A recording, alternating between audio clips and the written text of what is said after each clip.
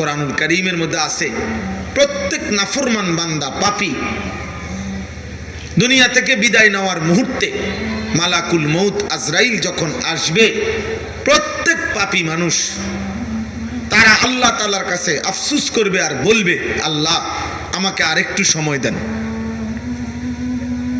আমাকে আর একটু সময় দেন, দুনিয়ায় আর কিছুদিন থাকতে দেন, আমি নেক আমল করব।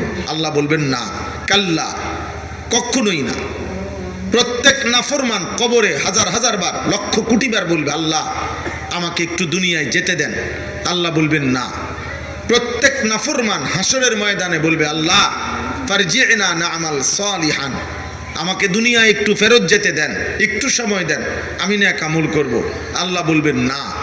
প্রত্যেক নাফরমান জাহান্নামের আযাবের মধ্যে কোটি কোটি বার বলবে, আল্লাহ রব্বানা আখরিজনা, আমার জাহান্নামের আগুন থেকে একটু বের করে দেন, দুনিয়ায় যেতে দেন, আমাকে একটু সময় দেন, আমি নেক আমল করব। আল্লাহ বলবেন না, না। এইভাবে না বলতে বলতে আর নাফরমান চিৎকার করতে করতে একদিন কোরআনুল কারীমের সূরা মুমিনুনের মধ্যে আছে, একটা পর্যায়ে জাহান্নামী বান্দাকে আল্লাহ বলবেন, ক্বাল আখসাউ ফিহা ওয়ালা তুকাল্লিমুন। এই নাফরমান মৃত্যুর দিন থেকেই তো বলতেছিল, আরেকটু সুযোগ দেন, আরেকটু সুযোগ দেন, আরেকটু সুযোগ দেন। জাহান্নামেও কোটি কোটি বার বলবে।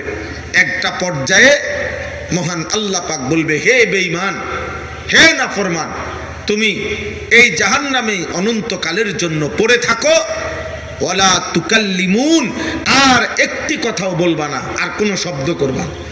তাফসীরের মধ্যে লিখছে, এই কথা যখন আল্লাহ কাউকে বলে ফেলবে, তো ওই নাফরমান আর কোনোদিন জাহান্নামের মধ্যে কোনো শব্দ, আওয়াজ, মানুষের মতো কোনো কথাবার্তা, আওয়াজ আর করতে পারবে না, আর করতে পারবে না। নাউযুবিল্লাহ।